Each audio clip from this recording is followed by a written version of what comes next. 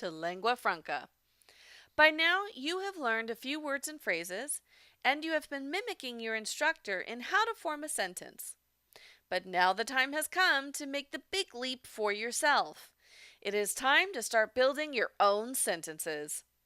Spanish and English have some similarities, which makes sense as they have the same ancient ancestor. But there are some key differences, and it starts here with how verbs are handled in the different languages. In this video, we will learn about how to build a basic sentence in Spanish. Basically, this is the blueprint for how Spanish grammar works.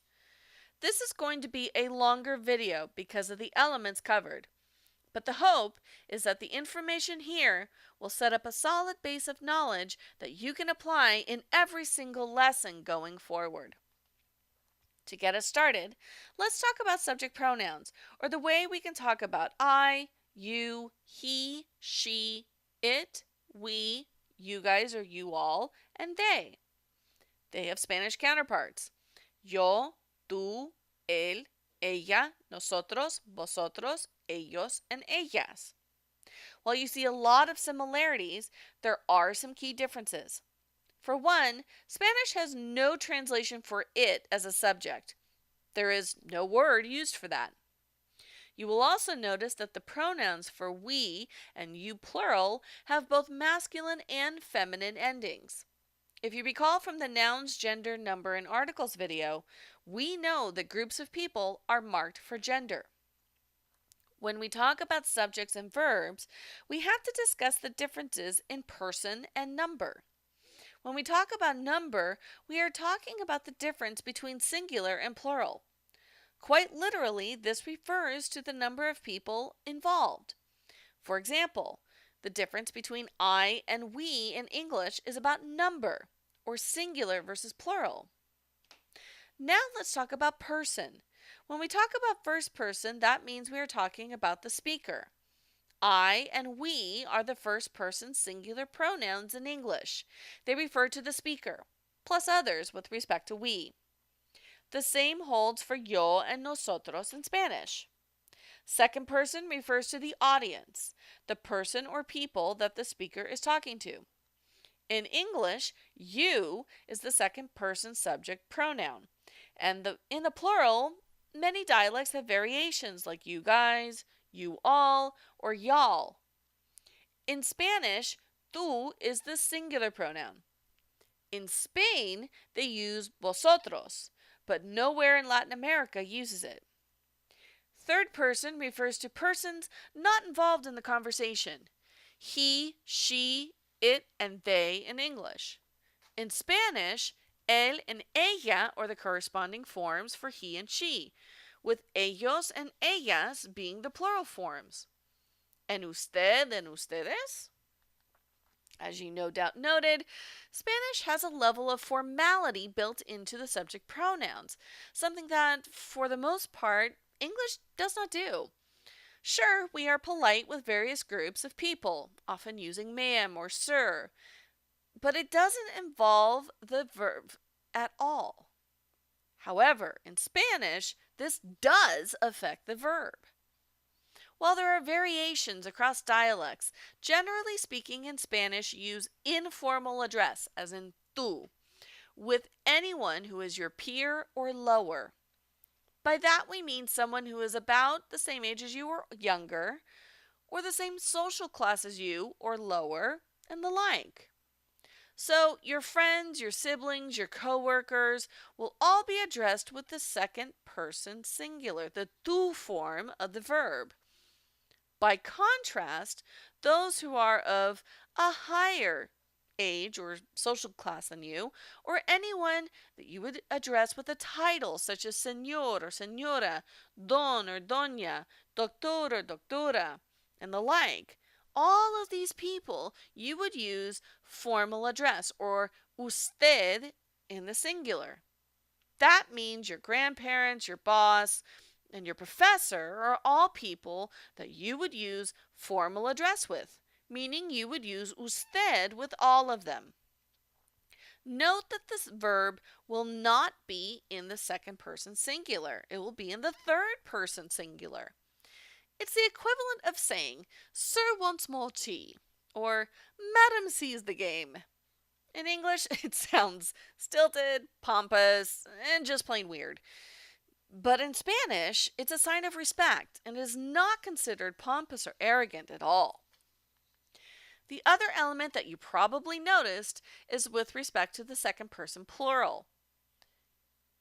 In English, technically it is you, although in many English dialects it is changed to you guys, you all, y'all, and a few others.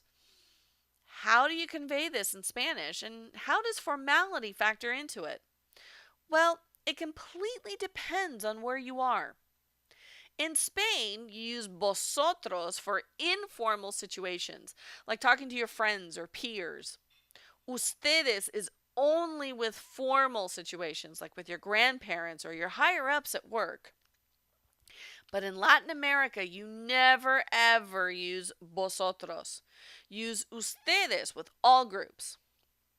For many of us in North America, we don't encounter many Spanish speaking Spaniards.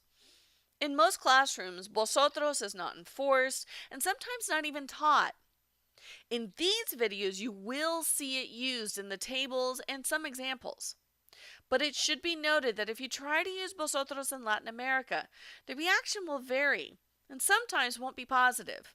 In fact, frequently, you will be corrected and encouraged to avoid using it. Now that we have our subject pronouns figured out, so we know who we are talking about, let's turn our attention to the verb and the sentence as a whole. While there are many components to the sentence, the basic elements are the subject, the verb, and the complement or description. What comes after the verb depends on many elements. As we continue studying this language, we will learn about various components that can come after the verb. For now, it is important to remember that for basic sentences, the structure is incredibly similar in both languages. So the sentence, I speak Spanish, has a direct Spanish counterpart, yo hablo español. The English sentence, you see the book, also has a direct Spanish counterpart, tú ves el libro. Note that in both Spanish and English, the subject comes before the verb with the complement or description afterwards. This is the basic pattern for both languages. Yes, we can play with this a bit in English, and Spanish can as well. But when we start to learn a foreign language, it is important to start with basic sentences. How do you negate a sentence? In Spanish, you simply put a no in front of the verb, nothing more. So the English sentence, I do not see the book, or I don't see the book, has its Spanish counterpart as yo no veo el libro. Muy fácil! In all languages, verbs have a special relationship with their subjects, and in most languages, that means that the verb will change form somehow based on the subject. This is called agreement, and it is marked in both English and in Spanish by certain suffixes on the verb. But that is where the similarity ends between these two languages. The base form of any verb is called the infinitive. Think of it as a form that we look up in the dictionary. In English, the infinitive form of the verb always starts with to. We then conjugate the verb according to the subject. That is to say, it changes form in order to agree with its subject. For example, the present tense of the verb to speak conjugates like this, and the present tense of the verb to see conjugates like this. Note that in English, we hardly have any variation on the verb conjugations. The only change between the forms of to speak and to see come about in the third person singular, the he, she form of the verb. That's it. That is all we have anymore in English. We used to have more, but it has been hundreds of years since we used all of the verb endings that show agreement with the subject. By contrast, Spanish has the infinitive always ending in ar, or ir.